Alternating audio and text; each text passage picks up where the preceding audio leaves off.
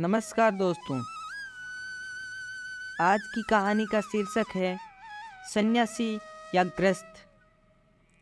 एक जिज्ञासु इंसान कबीर के पास पहुंचा। उसने कबीर से पूछा, मैं तय नहीं कर पा रहा हूं कि सन्यासी बनूं या फिर गृहस्थ जीवन में जाऊं। अब आप ही बताएं। कबीर ने कहा, जो भी बनो आदर्श बनो। इसके लिए संत कबीर ने उदाहरण के लिए दो घटनाएं दिखाई। कबीर ने अपनी पत्नी को बुलाया। बड़ी दोपहरी थी, चारों ओर प्रकाश था, लेकिन उन्होंने अपनी पत्नी से दीपक जलाकर लाने को कहा ताकि वे कपड़ा अच्छी तरह बुन सके। पत्नी दीपक लाई और बिना कुछ बहस किए चली गई।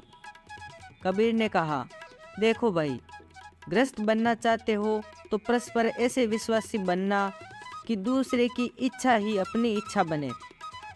ऐसे गृहस्थ बनो कि तुम्हारे कहने पर घर वाले रात को दिन और दिन को रात मानने को तैयार हो जाए। अन्यथा रोज के झगड़ों का कोई फायदा नहीं। इसके बाद कबीर दूसरा उदाहरण जिज्ञासु को देना चाहते थे। इसके लिए वह उसे एक टीले पर लेकर गए। टीले पर एक वृद्ध महात्मा रहते थे। वे कबीर को जानते नहीं थे। कबीर ने महात्मा को नमन किया और उनसे पूछा, आपकी आयु कितनी है? महात्मा ने जवाब दिया, 80 बरस। इसके बाद कबीर दूसरी बातें करने लग गए और फिर बाबा जी से पूछा, आप अपनी आयु क्यों नहीं बता रहे हैं?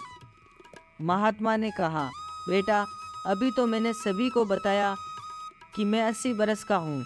लगता है तुम भूल गए हो। कबीर टीले की आधी चटाई उतर गए और महात्मा को जोर से फिर से पुकारा तथा उनको नीचे आने के लिए कहा। वे हाँफते हाँफते कबीर के पास नीचे चले आए और बुलाने का कारण पूछा तो कहा, एक ज़रूरी सवाल पूछना भूल गया था। आपकी उम्र कितनी है?